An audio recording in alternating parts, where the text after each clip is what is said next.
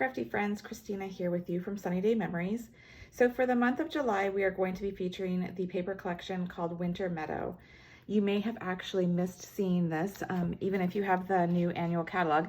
If you turn to page 101 in the catalog, you'll see it's listed right here, this Winter Meadow Designer Series paper. It shows it being used in this project right here, and it also shows a couple of the designs here just kind of subtly, and so it's very easy to miss.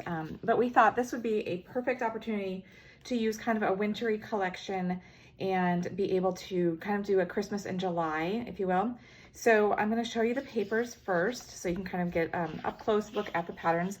So some of them are kind of very soft and muted with the colors, and some are a little bit more vibrant with your greenery here. And then you've got your snowy trees, and you've got some berries. You've got this wonderful, I envision this would be perfect for like a scrapbook page. You could cut it in half and use half on one part of the layout and half on the other part of the layout. And that is true of this other piece here too. I think this would be beautiful if you cut this diagonally, and you could use that for a layout as well. And then when you flip over the papers, you've got some subtle, wonderful, like kind of color washed, kind of snowy looking one here, another kind of color washed one, all wonderful, very easy to use, lots of fun that you could do with these. So let's go ahead and get started. So for my first project with the Winter Meadow collection, I am doing this really easy, but it looks really cool. It's called the Chevron fold design here, this card. And it's really, the card itself is really focused on that technique. We're not going to do a whole lot of anything else. I will put in some embossing here, but I really wanted to focus in on creating this fun fold effect. So let's go ahead and get started doing it. So I'm using just the basic white for my card base. It is a standard A2, so it is 5.5 by 8.5, scored at 4 1/4. So you can just go ahead and fold it in half.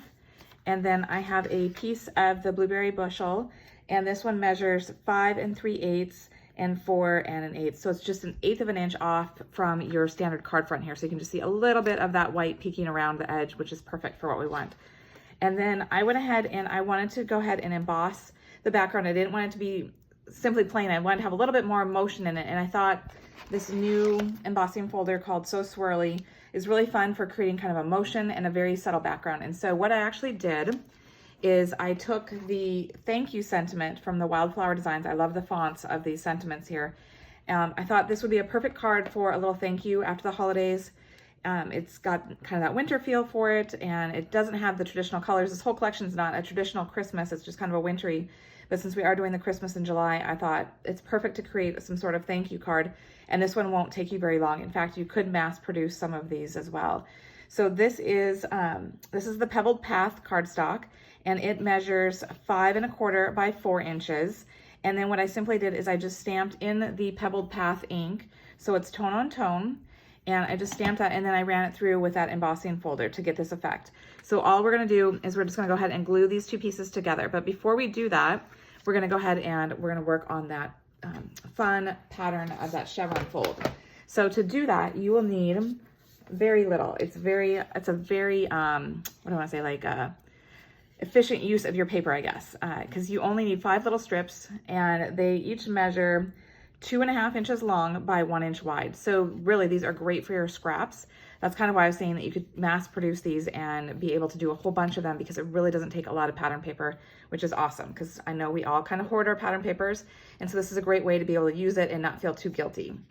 Okay, so what we're gonna do is we've got 5 of these. So we're going to fold 2 of them one way, or I'm sorry, 2 of them one way and the other 3 the opposite way. So the trick of it is that you are taking and folding over this right-hand corner. So this right-hand corner here is going over to the left edge. And you're doing that so that you've got a nice triangle fold, basically. So you're lining it up so it should be flush. And I forgot to grab my bone folder here, so I'm just gonna use my fingers. But a bone folder would be perfect for this, because you're gonna get a nice crisp fold.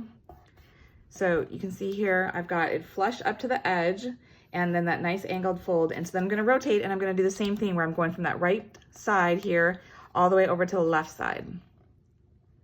Okay, so again, I recommend if you have a bone folder, that would be great. Let me actually just see if I can grab it real quick. There we go. So go ahead and use your bone folder. But as you saw, I was able to do the first fold just by fingers. So if you don't have a bone folder, that's perfectly fine. So you're gonna have what looks like this. You're gonna do all 3 of these first ones just like that, where you're taking that right corner see here, the right corner to the left edge so that it's flush. And so it's all the way that point up at the left-hand corner. And then you'll just rotate it, and then you'll do the same thing where it's going right to left. All right, so we're gonna go ahead and do that. Now we have our 3 that are folded from the right corner to the left edge. And so with our remaining 2, we're gonna do the opposite. We're gonna go and use the left-hand corner, and we're gonna go over to the right edge. So let me just show you here, if I can pull it up. It actually kind of helps if you kind of pinch almost in the corner here that you're going. So then you can line that up. And then once you've got it there, just go ahead and use your bone folder if you have one. And then you're gonna rotate it. And then you're gonna, again, pinch up in here in the corner. I like to kind of have it horizontal here for me so that I can go ahead and pinch this corner in that top there and bring that so it's flush to the edge. Go ahead and use your bone folder to get that nice fold. And then you can see, so it's the opposite. So this one's folded from the right to the left. This one's folded from the left corner to the right. So we're gonna go ahead and do that with this second one. Turning it so it's horizontal for me. Pinching up here at the top corner. And you may find another trick that works for you. Just do whatever is easiest for you in order to fold, because it is a small piece of paper, right? So it can be a little tricky to fold. But once you kind of get this down, then you will be able to do it like seamlessly. You'll just be able to do a whole bunch of them. Like I was saying, this would be easy to go ahead and mass produce a bunch of these cards, to have a bunch of thank you cards after the holidays. Okay, so I'm just gonna go ahead and do that. So now I've got 2 that are going from the left to the right, and then 3 that are going from the right to the left. So I'm gonna go ahead and leave them in this formation so that way I can see what I'm working with, because basically we are going to alternate what we're doing. So we're gonna go ahead and take this first one, since we've got 3 of these, we're gonna start with this, the ones that go from the right to the left. And you're gonna go ahead and have it be flush to the edge of the left-hand side of your card here. And I will point out to you, so I'm starting with it being flush, but when we end, we're gonna trim off a little bit. So if you want to trim off a little bit on both sides to have more balanced, you might want to start with having it off the edge a little bit more, but I like to have it flush to the edge.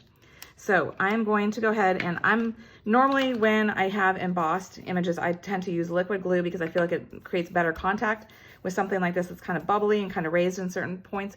But because you might want to remove this and kind of play around with where they are placed, because it might not come out perfect. This has a little bit of margin of error with it. It's better to use a tape runner that you're gonna be able to futz with a little bit. So you can always go and add some liquid glue afterwards, like kind of touch up underneath if you want, but I would start with using a tape runner. So I'm gonna go ahead and I'm kind of making it so that it's the center of that paper here and it's flush to the left edge. Then I'm gonna take one of my ones that's the opposite direction, the ones that fold from the left corner over to the right side, and I'm gonna go ahead and basically butt that up against so it's a mirror image right next to that, because we've alternated the direction that the fold is going. And so then it creates this optical illusion that you have this cool folded chevron effect. You can kind of see it taking an effect already. So then we're gonna go back and use the opposite one, the one that went from the right to the left, and see, we're gonna go like that, and we're gonna have the mirror image so they butt up against each other. And then we're gonna take our left one, just checking to make sure that you're using the correct one, and it goes right up against there. And then you've got your final one, which when you go ahead and do that, so you'll see that there's a little bit cut off there.